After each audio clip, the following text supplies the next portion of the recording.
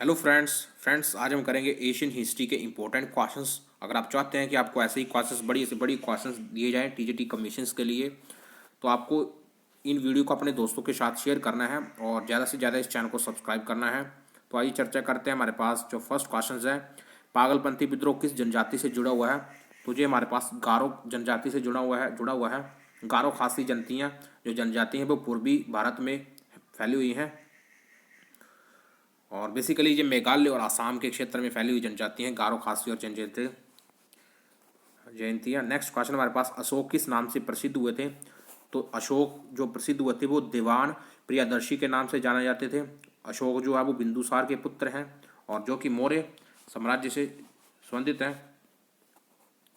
Next question हमारे पास, गुप्त काल में जो भू राजस्व की दर कितनी थी?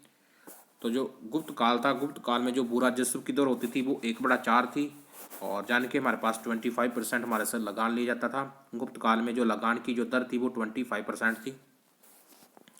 बुद्ध ने सबसे ज़्यादा उपदेश कहाँ दिए हैं? तो बुद्ध ने सबसे ज़्यादा जो उपदेश दिए हैं वो दिए हैं श्रावस्ती में। तो ये इंपॉर्टेंट क्वेश्चंस हैं और अक्सर आपने देखा होगा कि गुप्त काल में से संबंधित क्वेश्चंस पूछे जाते थे। ऐसे ही क्वेश्चंस अक्सर टीजीटी कमीशन में पूछे जाते हैं। तो इस तरीके से जो गुप्त काल में जो भू राजस्व की दर थी वो थी 25%। जहाँ 1/4 दर थी और इतना लगान लिया जाता था उस समय जो लोग रहते थे उनसे। नेक्स्ट क्वेश्चन हमारे पास, बुद्ध ने सबसे ज़्यादा उपदेश कहाँ दिया है? तो बुद्ध ने सबसे ज़्यादा उपदेश दिए हैं वो श्रावस्ती में दिए हैं। और बुद्ध के समय में 4 बौद्ध संगतियाँ भी हुई। ठीक है, बुद्ध के काल में जो 4 बौद्ध संगति जो काफ़ी प्रसिद्ध थी। एक तो हमारे पास जो पहली हुई थी वो राजगृह में हुई है, दूसरी जो हुई थी वैशाली में, और तीसरी पाटलिपुत्र, और चौथी कुंडलवन कश्मीर में हुई थी। नेक्स्ट क्वेश्चन हमारे पास, ऋग वेद में अग्नि अग्नि के लिए कितनी रचनाएं हैं? तो ऋग वेद में हमारे पास अग्नि के लिए वो 200 रचनाएं हैं और इंद्र के लिए 250 रचनाएं हैं। नेक्स्ट जो क्वेश्चन हमारे पास, विशाल स्नानगढ़ सिंधु सभ्यता में कहाँ फैला हुआ है? तो फ्रेंड्स जो विशाल स्नानगढ़ था विशाल अन्नागढ़ है और ये सारे के सारे मोहनजोदड़ो में है। तो अगर आपसे पूछे कि विशाल स्नानगढ़, तो ये है हमारे पास मोहनजोदड़ो में, और विशाल अन्नागढ़ भी मोहनजोदड़ो में है। शवों को जलाने की व्यवस्था मोहनजोदड़ो में है। ठीक है, तो ये सारी की सारी मोहनजोदड़ो में है। नेक्स्ट जो क्वेश्चन हमारे पास, लोथल धोलावीरा व रंगपुर वर्तमान में किस राज्य में है? तो ये सिंधु घाटी सभ्यता के प्रमुख स्थल है। लोथल, धोलावीरा व रंगपुर ये वर्तमान में गुजरात में है। और इसमें जो धोलावीरा है उसमें उत्तम जल निकासी की व्यवस्था है। रंगपुर में चावल के साक्ष्य मिले हैं और लोथल जो जाना जाता है वो गोदीवाड़ा के लिए जाना जाता है। ठीक है, इसके साथ साथ जो सबसे ज़्यादा सिंधु घाटी की सभ्यता के स्थल प्राप्त हुए हैं आज़ाद भारत के बाद, तो वो हुए हैं गुजरात में। ठीक है, तो ये बहुत इंपॉर्टेंट क्वेश्चन है। सिंधु सभ्यता की खोज किस विधि से की जाती है? तो जो सिंधु घाटी सभ्यता की खोज की गई थी वो रेडियो कार्बन डेटिंग विधि से की गई थी। नेक्स्ट क्वेश्चन हमारे पास, शवों को दफनाने की व्यवस्था सिंधु घाटी सभ्यता में किस नगर में थी?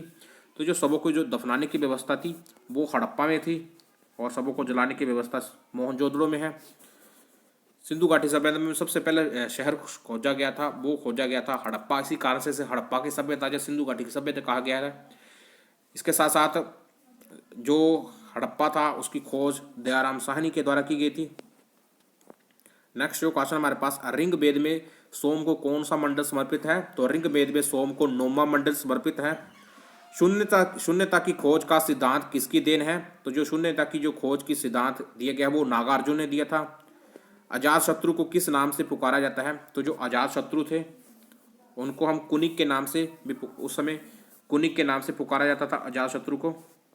तो ये ऐसे क्वेश्चंस हैं जो कि अक्सर टीजीटी कमीशन में पूछे जाने वाले क्वेश्चंस हैं टीजीटी कमीशन के लेवल को देखते हुए। तो जो अजात शत्रु थे उनको किस नाम से पुकारा जाता था? कुनिक के नाम से। इंडिका की रचना किसके द्वारा की गई थी? तो इंडिका की रचना की थी विशाखदत्त ने।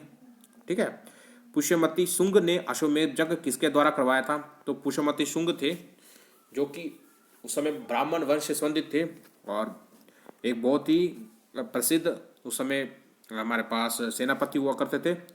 ठीक है, पुष्पपति शुंग, तो उन्होंने जो अश्वमेध यज्ञ करवाया था उस समय अश्वमेध यज्ञ एक बहुत ही प्रसिद्ध माना जाता था, बहुत ही अच्छा माना जाता था। तो जो उन्होंने जो यज्ञ करवाया था वो करवाया था पतंजलि से। ठीक है, जो गुरु ने पतंजलि से करवाया था उन्होंने अश्वमेध यज्ञ। तो फ्रेंड्स ये हमारे पास इंपॉर्टेंट क्वेश्चंस। अगर आपको चाहते हैं कि आपको ऐसे डिटेल से पढ़ाया जाए तो अपने दोस्तों के साथ ऐसी वीडियो को शेयर जरूर करना है। धन्यवाद।